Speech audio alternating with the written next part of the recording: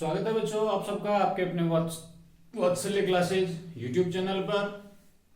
आज हम देखेंगे कक्षा 8 का अगला पाठ। पाठ का नाम है हमारी आपराधिक न्याय प्रणाली। पाठ का नंबर है 4। बोर्ड परीक्षा में इस पाठ में से कितने नंबर का प्रश्न आएगा? 4 नंबर का प्रश्न आएगा। तो 4 नंबर का बड़ा प्रश्न है, इसलिए उसी तरह से बड़े प्रश्न के रूप में हम इस पाठ में से जो महत्वपूर्ण प्रश्न बनेंगे वो प्रश्न तैयार करेंगे। इस पाठ में से 4 प्रश्न बनेंगे, तो 4 प्रश्न अगर आप अच्छी तरह से याद कर लेंगे तो आपके बोर्ड परीक्षा में 4 अंक तैयार हो जाएंगे। 100% 4 अंक हमें प्राप्त होंगे। तो अब हम देखते हैं पाठ को, हमारी आपराधिक न्याय प्रणाली। आपराधिक न्याय प्रणाली क्या होती है?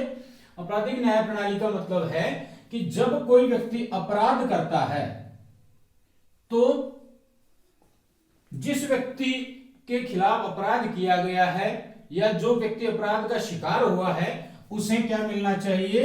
न्याय मिलना चाहिए। तो न्याय व्यवस्था, उसे न्याय कैसे मिले, इसके लिए सरकार द्वारा क्या व्यवस्था की गई है, संविधान द्वारा क्या व्यवस्था की गई है, इन चीजों को हम इस पाठ में देखेंगे। इस पाठ में हम महत्वपूर्ण रूप से 4 नंबर के प्रश्न के रूप में और पाठ के फ्रेमवर्क के रूप में हम देखेंगे। तो वो आएगा कि सबसे पहले अपराध जहां भी होता है, किसी भी प्रकार का अपराध होता है, जैसे लड़ाई झगड़ा दंगा फसाद, किसी के साथ मारपीट कुछ भी होता है, तो ऐसी स्थिति में हम सामान्य रूप से जानते हैं कि पुलिस आती है। तो इसका मतलब यह है कि इसमें पुलिस की, आपराधिक न्याय प्रणाली में पुलिस की भूमिका होती है कुछ।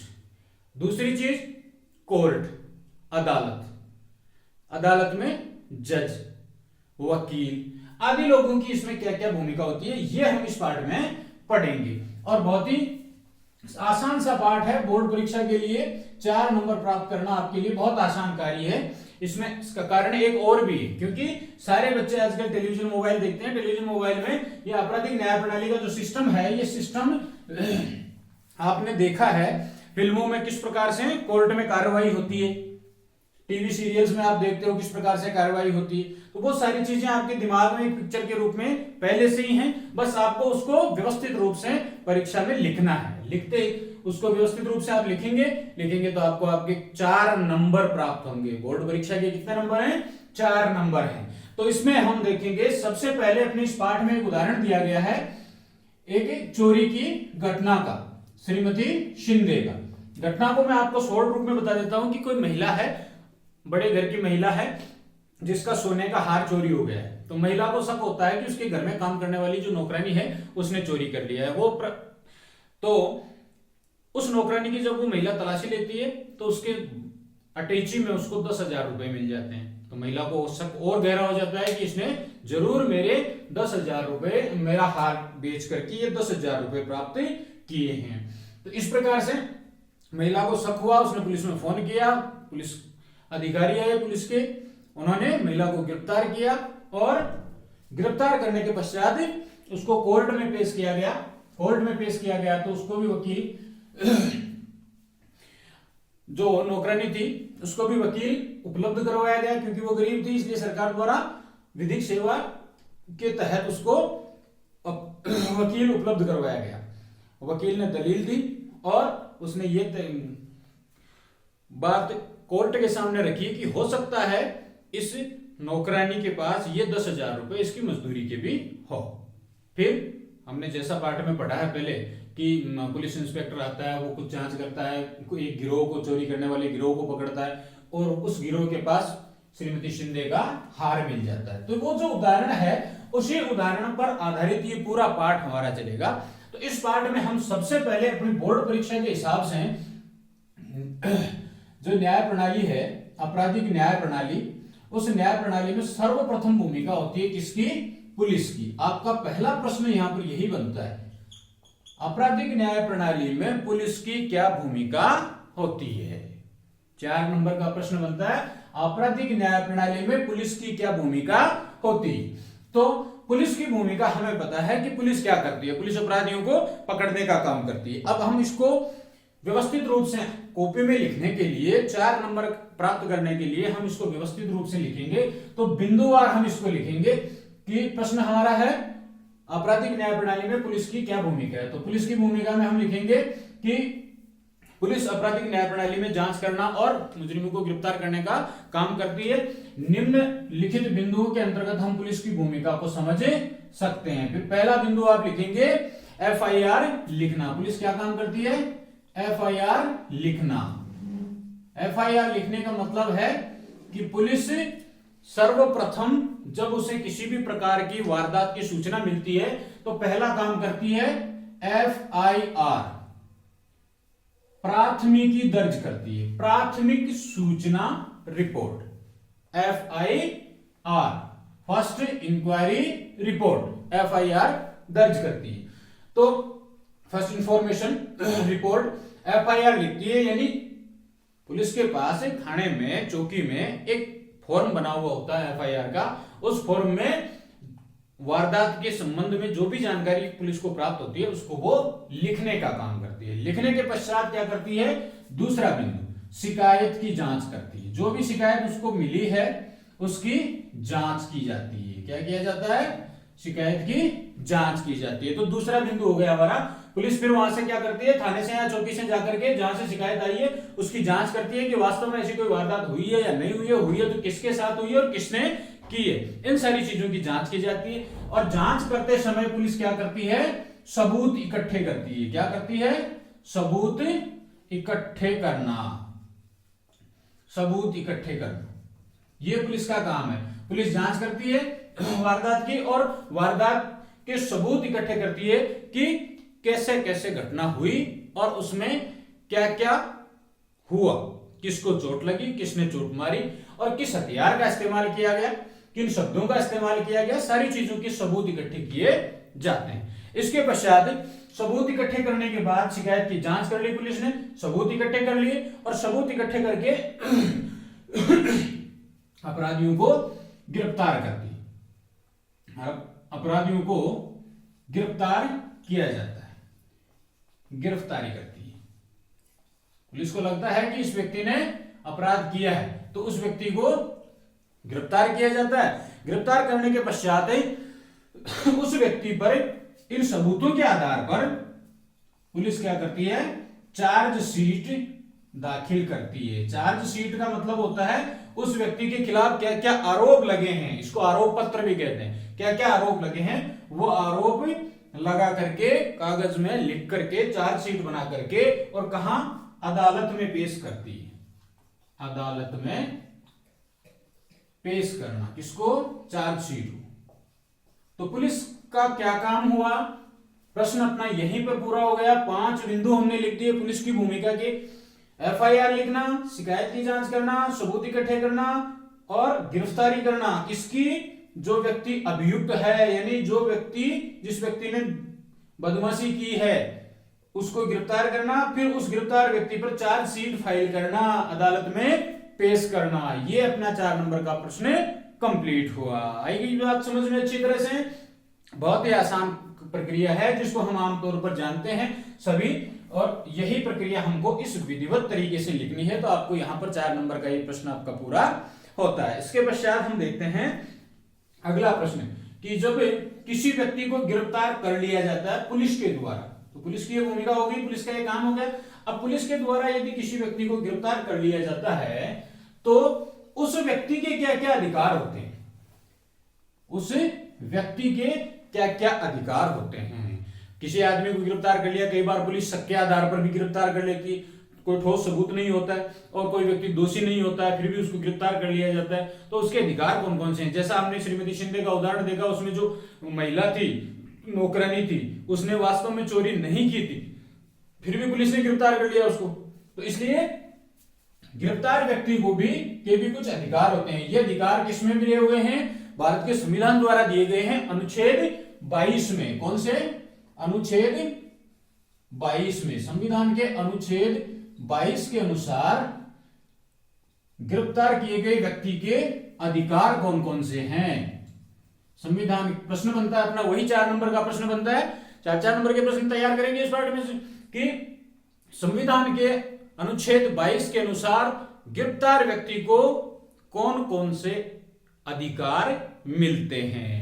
तो पुलिस ने यदि किसी व्यक्ति को गिरफ्तार किया है तो हम इसमें ये उत्तर में ये लिखेंगे कि अनुच्छेद 22 के अनुसार गिरफ्तार किए गए किसी भी व्यक्ति को निम्न अधिकार प्राप्त हैं। पहला अधिकार कौन सा प्राप्त है? पहला अधिकार उसको है गिरफ्तारी का कारण जानना। क्या? गिरफ्तारी का कारण जानना। किसी भी व्यक्ति को यदि पुलिस गिरफ्तार करती है तो उस व्यक्ति का अधिकार है कि वो ये जानकारी प्राप्त करे कि मुझे किस कारण से गिरफ्तार किया गया है। जैसे मैं क्लास में पढ़ा रहा हूं, आप घर में बैठे बैठे पढ़ रहे हैं और पुलिस ने आकर के आपको अरेस्ट कर लिया कि चल थाना। ऐसा अगर पुलिस करती है तो पुलिस को की जिम्मेदारी है कि वो आपको और मुझे ये बताए कि आपको इस कारण से गिरफ्तार किया गया है। बिना कारण बताए आप किसी को गिरफ्तार नहीं कर सकते। ये अनुच्छेद 22 में अधिकार मिला है भारत के प्रत्येक नागरिक को। इसके पश्चात दूसरा अधिकार क्या है? जिस व्यक्ति को गिरफ्तार किया गया है उसको 24 घंटे के भीतर, कितने? 24 घंटे के भीतर क्या किया जाए? अदालत में पेश करना जरूरी है। अदालत में पेश करना जरूरी है। किसी भी व्यक्ति को पुलिस ने अगर गिरफ्तार किया है तो उसको 24 घंटे के भीतर नजदीकी अदालत में पेश करना, मजिस्ट्रेट के सामने पेश करना अनिवार्य है। यह पुलिस की ड्यूटी है, जिम्मेदारी है। और इस व्यक्ति का, गिरफ्तार किए गए व्यक्ति का अधिकार भी है अनुच्छेद 22 के अनुसार। और इस प्रकार से ये इसको दूसरा अधिकार। अब तीसरा अधिकार क्या मिला इस गिरफ्तार होने वाले व्यक्ति को? गिरफ्तारी के दौरान अथवा हिरासत में यातना से बचने का अधिकार। यातना से बचने का अधिकार मतलब क्या हुआ इसका?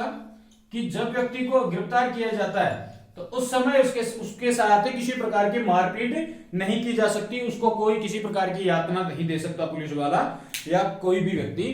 कि आदमी को जैसे हम देखते हैं ना फिल्मों में, ऐसे घसीट के ले जाते हैं, बाल पकड़ के ले जाते हैं, मारते पीटते, ऐसा नहीं किया जा सकता है। वो सिर्फ कल्पना होती है, वास्तव में ऐसा नहीं होता है। गिरफ्तारी के दौरान व्यक्ति को, गिरफ्तार किए जाने वाले व्यक्ति को कोई यातना नहीं दी जा सकती, परेशान नहीं किया जा सकता। यदि व्यक्ति आराम से चल रहा है तो उसको आराम से ले जाया जाएगा। और हिरासत के दौरान, यानी जब पुलिस कस्टडी में होता है व्यक्ति, जब पुलिस के पास थाने में होता है, किसी चौकी में होता है, तो उस दौरान भी उसके साथ किसी प्रकार की मारपीट नहीं की जा सकती है। ये अधिकार अनुच्छेद 22 के अनुसार प्रत्येक व्यक्ति को मिला हुआ है। चौथा अधिकार उसको यह मिला हुआ है कि गिरफ्तार किया गया व्यक्ति यदि थाने में कोई बयान देता है, गिरफ्तार किया गया व्यक्ति थाने में अगर कोई बयान देता है, हिरासत में बयान देता है, तीसरा हो गया। चौथा, हिरासत के दौरान जो बयान लिया जाता है का बयान, वो कोर्ट में सबूत नहीं होगा। कोर्ट में सबूत के तौर पर इसका इस्तेमाल नहीं किया जा सकता, सबूत नहीं माना जाएगा। क्यों माना जाएगा? क्यों नहीं माना जाएगा? क्योंकि हो सकता है पुलिस ने कस्टडी में जो व्यक्ति हो तो उसको डरा धमका के या मारपीट करके कैसे भी बयान लिखवा लिया जाए। तो इसलिए अनुच्छेद 22 में अधिकार दिया गया है कि किसी भी व्यक्ति से हिरासत में जो बयान लिया, हिरासत के दौरान जो बयान लिया गया है, वो कोर्ट में सबूत के तौर पर पेश नहीं किया जा सकेगा। ये चौथा अधिकार है। पांचवा अधिकार है कि 15 वर्ष से कम उम्र के बच्चे, जैसे आप छोटे छोटे बच्चे हैं, 15 वर्ष से कम उम्र के बच्चे और महिला तथा महिला औरत, इनको केवल पूछताछ के लिए थाने नहीं बुलाया जा सकता। केवल पूछताछ या प्रश्न पूछने के लिए थाने में नहीं बुलाया जा सकता। थाने में नहीं बुलाया जा सकता।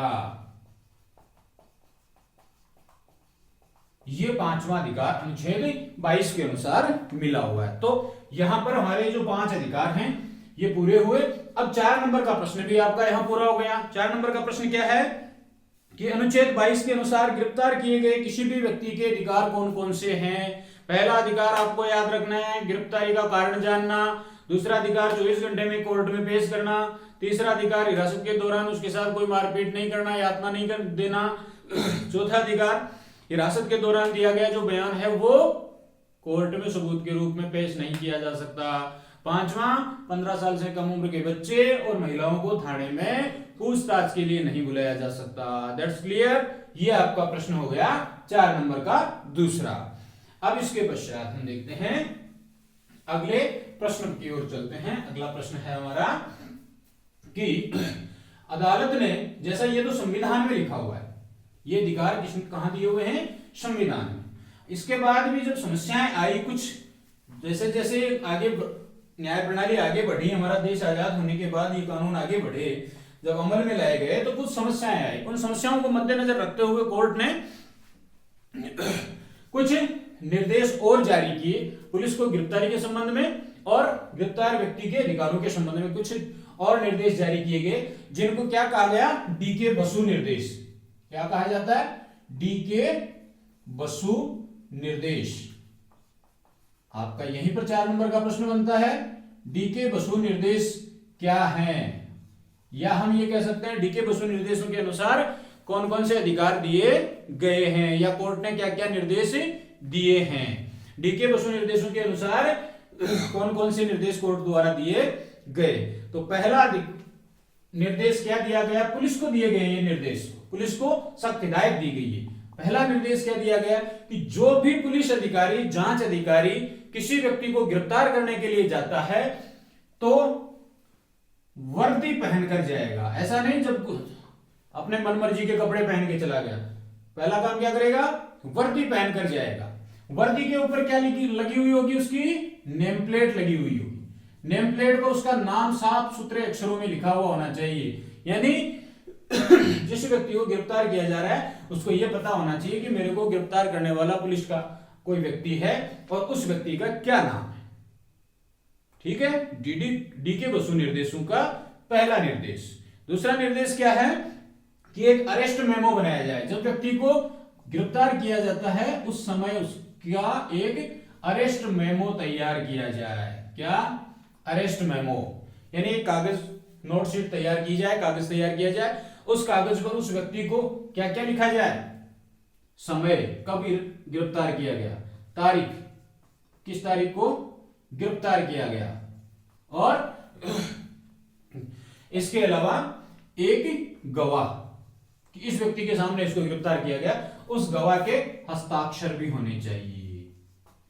ये अरेस्ट मेमो तैयार किया जाए। तो डीके बसु निर्देशों में कोर्ट ने कहा है कि वर्दी पहनकर जाएं, नेम प्लेट लगी हुई हो जिस पर नाम साफ सुथरा लिखा हुआ हो, और अरेस्ट मेमो तैयार किया जाए जिसमें गिरफ्तारी का समय, तारीख, एक गवाह के हस्ताक्षर होने जरूरी है। फिर तीसरा अधिकार क्या मिला हुआ है कि जिस व्यक्ति को गिरफ्तार किया जा रहा है उस व्यक्ति को, गिरफ्तार किए गए व्यक्ति को अपनी गिरफ्तारी की सूचना अपने संबंधी, किसी भी संबंधी, माता पिता या भाई बहन, जो भी उसका संबंधी है, उसको, संबंधी को या दोस्त को देने का अधिकार है। जैसे मुझे अरेस्ट कर लिया गया तो मेरा ये अधिकार है कि मैं मेरे घर वालों को या किसी मेरे रिलेशन में रिलेटिव को या किसी दोस्त को ये सूचना दे सकता हूं। एक बार सूचना देना जरूरी है, ये अधिकार है मेरा कि मैं सूचना दूं कि भी मुझे अरेस्ट किया गया है, इसलिए इस संबंध में आप सूचित हो गए, मुझे छुड़ाने की कार्रवाई करें। चौथा अधिकार, सूचना देने का अधिकार। और चौथा अधिकार है कि यदि वो दोस्त या संबंधी जिले से बाहर है तो उसको 8-10 घंटे में सूचना जरूर उपलब्ध करवाएं। घंटे में उसको सूचित करना अनिवार्य है। ये पुलिस को निर्देश दिए गए हैं। पुलिस को कौन कौन से निर्देश दिए गए हैं, देखो 4 नंबर का प्रश्न अपना पूरा हुआ, 4 बिंदु हो गए, चारों बिंदु लिखते ही आपके 4 नंबर तैयार हैं। 4 बिंदु डीके बसु निर्देश के कौन कौन से हैं, पुलिस अगर किसी को अरेस्ट करने जाए तो वर्दी पहन कर जाए, नेम प्लेट लगी हुई हो, नाम साफ सुथरा लिखा हो, अरेस्ट मेमो में तारीख, समय, गवाह, हस्ताक्षर लिखे हुए हों, गिरफ्तार किए गए व्यक्ति को सूचना देने का अधिकार है, और अगर उसका दोस्त या संबंधी अगर जिले से बाहर है तो उसको 8-10 घंटे में सूचित करना अनिवार्य है। ये आपका 4 नंबर का अगला प्रश्न कंप्लीट हुआ। अब इसके पश्चात इस पार्ट का अगला बिंदु हम देखते हैं, FIR क्या होती है। FIR क्या होती है, इसको क्या कहते हैं? FIR को प्रथम सूचना रिपोर्ट, या इसका शॉर्ट में नाम होता है प्राथमिकी दर्ज करवाना। प्राथमिकी, तो प्राथमिकी है प्रथम सूचना। तो FIR क्या होती है? FIR को समझाओ, ऐसा पूछा जा सकता है आपको परीक्षा में, FIR क्या होती है, FIR को समझाओ। तो FIR को शॉर्ट में प्राथमिकता, दूसरा नाम प्राथमिकता भी है, इसका पूरा नाम क्या होता है? प्रथम सूचना रिपोर्ट। क्या? प्रथम सूचना रिपोर्ट।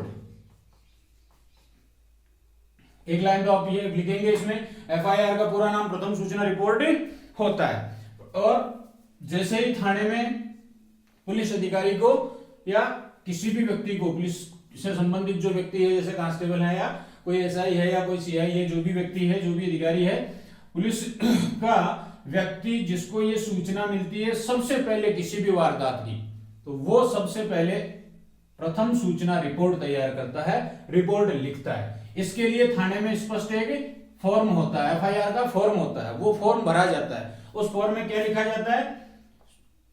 अपराध क्या है, वारदात क्या हुई, कब हुई, उसका समय लिखा जाता है, तारीख लिखी जाती है, और यदि गवाह मौजूद है तो गवाह का नाम लिखा जाता है, और किस व्यक्ति ने अपराध किया है अगर ये पता है।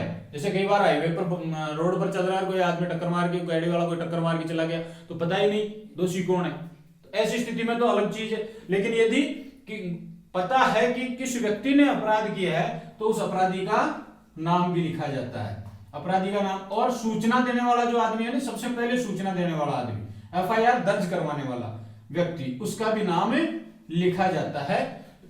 यह होती है FIR फॉर्म की सूचनाएं। अब यदि ये व्यक्ति FIR प्रथम सूचना रिपोर्ट जो देने वाला, FIR दर्ज कराने वाला व्यक्ति है, वो ये चाहता है कि मुझे इसकी एक कॉपी चाहिए, तो वो इसकी प्रतिलिपि भी ले सकता है। ये हो गई आपकी FIR। तो FIR क्या है? FIR का दूसरा नाम प्राथमिकी भी है, प्रथम सूचना रिपोर्ट इसका पूरा नाम है। फिर प्रथम का मतलब फर्स्ट, सूचना का मतलब इंफॉर्मेशन, और रिपोर्ट, तो प्रथम सूचना रिपोर्ट FIR का पूरा नाम। FIR लिखने की सबसे पहले पुलिस को जैसे ही सूचना मिलती है वारदात की, सबसे पहले FIR लिखी जाती है। FIR के लिए थाने में फॉर्म बना हुआ होता है, उस फॉर्म में वारदात क्या है वो लिखी जाती है, समय, तारीख, गवाह अगर है तो, अपराधी का नाम अगर है तो, सूचना देने वाला जो FIR दर्ज करने वाला व्यक्ति है उसका नाम भी इसमें लिखा जाता है। और यदि वो व्यक्ति चाहे तो उसको इस FIR की प्रतिलिपि यानी फोटोकॉपी भी दी जाती है। ये होती है FIR। ये आपका अगला प्रश्न हो गया तैयार। इसके पश्चात हम देखेंगे कि न्याय प्रणाली में वकील की क्या भूमिका होती है। सरकारी वकील की, सरकारी वकील, पुलिस का काम यहां पूरा होता है। FIR दर्ज कर ली, जांच कर ली, हमने पहले पढ़ा ना पुलिस की भूमिका, शिकायत की जांच कर ली, फिर सबूत इकट्ठे कर लिए, सबूत इकट्ठा करने के बाद सबूतों के आधार पर चार्जशीट कहां, कोर्ट में पेश कर दी। पुलिस को अधिकार नहीं होता कि वो सजा दे दे किसी को भी, छोटी सी गलती या अपराध का भी सजा पुलिस नहीं दे सकती। सजा देने का अधिकार केवल किसको है? अदालत को, कोर्ट को। तो अब काम शुरू होता है हमारी आपराधिक न्याय प्रणाली में किसका? आपराधिक न्याय प्रणाली में काम शुरू होता है किसका? अदालत का। अदालत में सरकारी वकील, सरकारी वकील क्या करता है? सरकारी वकील राज्य का पक्ष रखता है, राज्य का पक्ष रखता है, पीड़ित का पक्ष रखता है। फिर क्या करता है?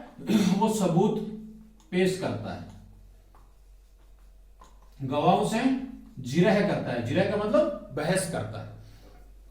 फिर बहस करके और कोर्ट के सामने निष्पक्ष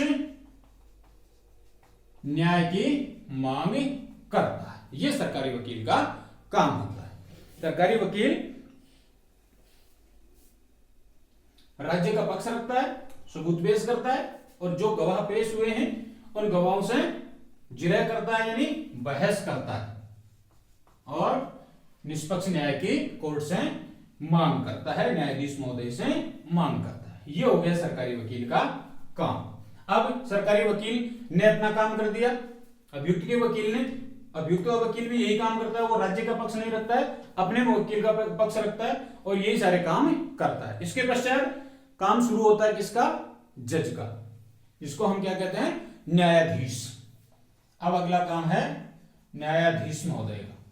कोर्ट में जो जज या न्यायाधीश बैठे होते हैं उनका काम होता है मुकदमे का संचालन करना, मुकदमे का संचालन करना, मुकदमे का संचालन अर्थात केस की सुनवाई करते हैं, मुकदमे का संचालन करते हैं। खुली अदालत में संचालन होता है, तो आराम से जिसकी इच्छा हो वो कोर्ट इस बहस को सुन सकता है। तो मुकदमे के संचालन करने का काम न्यायाधीश का होता है। फिर वो क्या करता है? सबूतों की जांच करता है, जो सबूत पेश किए गए उन सबूतों की जांच करता है।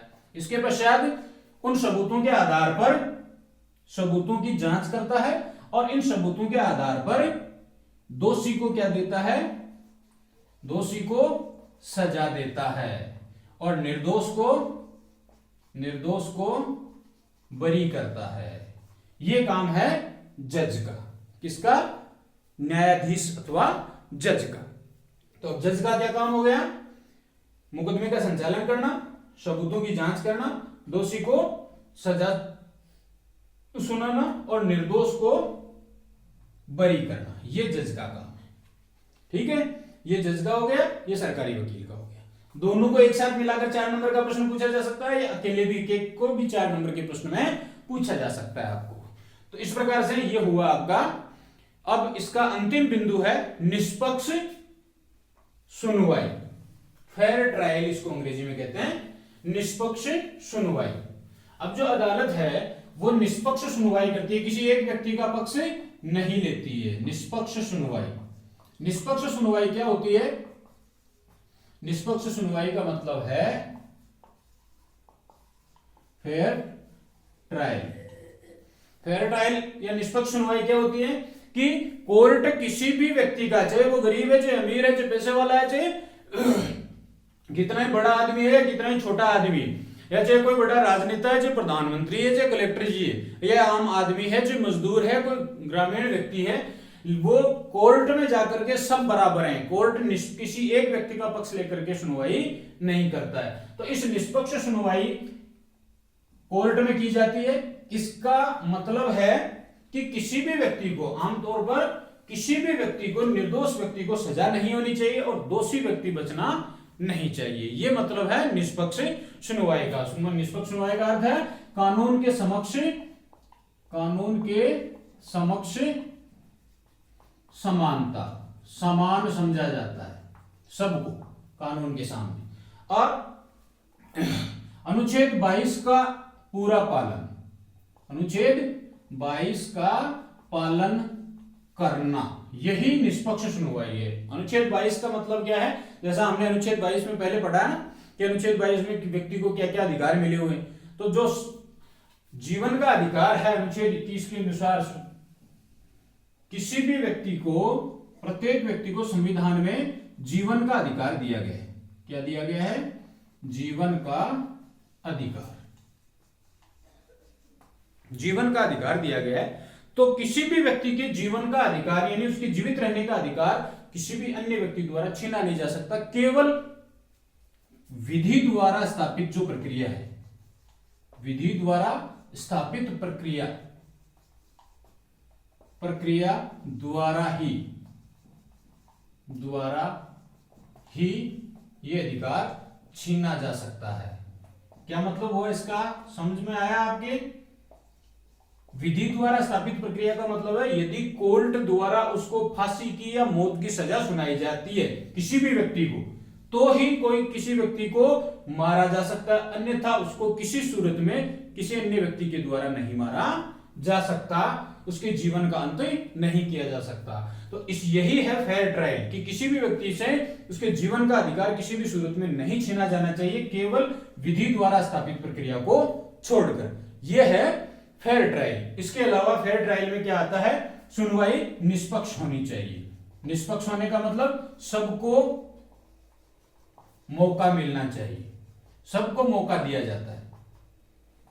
जैसा हमने श्रीमती शिंदे के केस में पहले पार्ट के शुरुआत में उदाहरण में पढ़ा था कि उस नौकरानी को, हालांकि वो गरीब थी, लेकिन इसका मतलब ये नहीं कि वो गरीब है तो उसकी बात सुनी नहीं जाती है। उसको भी वकील मुहैया कराया गया और उसकी बात सुनी भी गई और वो निर्दोष भी साबित हुई। इससे इसका मतलब है कि कोर्ट सबको बोलने का और अपना पक्ष रखने का मौका देता है। तो कोर्ट में प्रत्येक नागरिक को समान अधिकार दिया जाता है, जीवन के अधिकार की सुरक्षा की जाती है और अपना पक्ष रखने का मौका दिया जाता है। इसको क्या कहते हैं, निष्पक्ष सुनवाई, फेयर ट्रायल। ये आपका पार्ट पूरा हुआ और 4 नंबर के ये जो प्रश्न बन रहे हैं आपके, वो इन्हीं प्रश्नों में से कंफर्म आपको मिल जाएंगे। कौन कौन से, देखो एक बार शॉर्ट में आपको बताता हूं। एक तो पुलिस की भूमिका, दूसरा अनुच्छेद 22, ये चीजें आपको याद करनी है अच्छी तरह से। अनुच्छेद 22 में कौन से अधिकार हैं, तीसरा डीके बसु निर्देश कौन से हैं, और चौथा है कि एफआईआर क्या होती है, पांचवा है वकील, सरकारी वकील और न्यायाधीश की भूमिका। आपराधिक न्याय प्रणाली में सरकारी वकील और न्यायाधीश की भूमिका। छठवां प्रश्न है निष्पक्ष सुनवाई। ये प्रश्न है, इनमें आप सबसे महत्वपूर्ण प्रश्न आपका ये और ये, इन दोनों प्रश्नों को आप अच्छी तरह से याद कर लेना। आपको 100% बोर्ड परीक्षा में एक प्रश्न 4 नंबर का इन दोनों प्रश्नों में से मिलेगा। तो इस प्रकार से आपको आपका ये पार्ट पूरा होता है। आप अच्छी तरह से इन प्रश्नों को तैयार करें और बोर्ड परीक्षा में अच्छे अंक प्राप्त करें।